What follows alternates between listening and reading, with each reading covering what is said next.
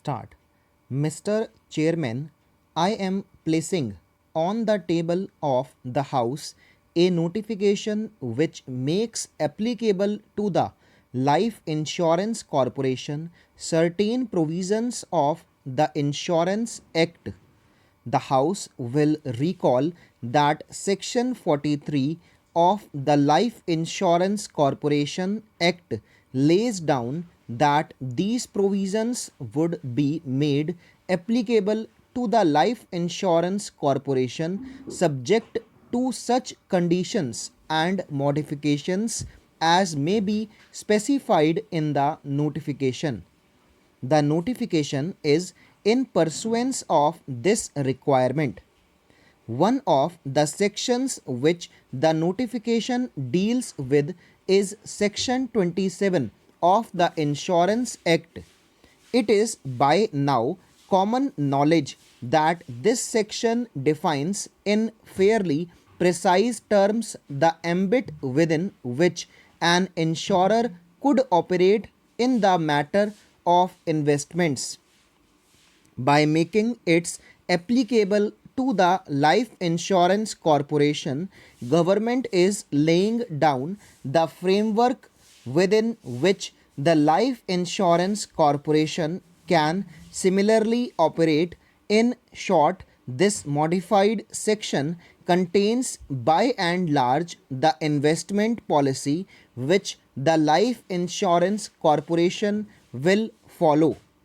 There are good reasons as to why the salutary provisions of Section 27 should be retained. Both freedom given and the restrictions imposed by it have stood the test of time, while ensuring the safety of the policy holders' money. The possibility of augmenting profits has also been afforded. For this reason, Section 27 has proved satisfactory both to the insurers and the policy holders. We, therefore, have followed these principles subject only to such changes as have become necessary owing to the fact that investment which were previously spread over 240 odd companies are now held by one single corporation. I may add that in coming to our decision, we have consulted both the corporation and the Reserve Bank of India. Under the scheme referred to, the investments of the Life Insurance Corporation will be divided into three broad categories. Firstly, the government and approved securities, which generally mean gilt-edged securities. Secondly, investments approved under this very section. And thirdly, other investments. The limitations are that at least 50% of the total funds should be held in government and approved securities, and not more than 15% should be held in the form of other investments. The result is that about 35% is held in what is known as approved investments. There is also a provision for investment in the private sector. To a large extent, the modifications suggested in respect of approved investments are of a minor character. It was necessary to make them because of the altered conditions which obtain after nationalization of life insurance. But I shall in particular draw attention to the modified section 27A.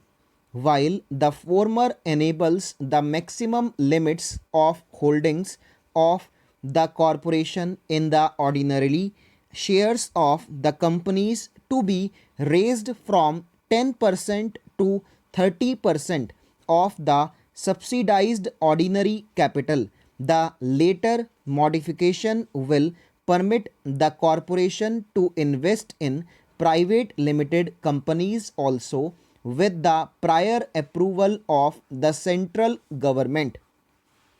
There are certain other matters pertaining to the investment policy of the Life Insurance Corporation which I feel are of some importance. I shall mention these briefly. To begin with, I would like to make it quite clear that the Life Insurance Corporation shall always keep in mind the provision of Section 61 of the Life Insurance Corporation Act, which enjoins on it the duty of carrying on its business to the best advantage of the community. Let me be more specific. Whereas the Life Insurance Corporation will always bear in mind that its primary obligation is to its policyholders whose money it holds in trust and will work as far as possible on business principles. It will never lose sight of the fact that as the single largest investor in India, it has to keep before it the interests of the community as a whole. It will therefore invest in ventures which further the social advancement of the country. It will take no parochial view. Its funds are drawn from all over India and they will be invested for the good of the entire country. Thus, there shall be a steady diversification of its investable funds, which is an essential requirement of any insurer, particularly the sole insurer of a country. Next, I come to the attitude which the Life Insurance Corporation should adopt in relation to the stock markets.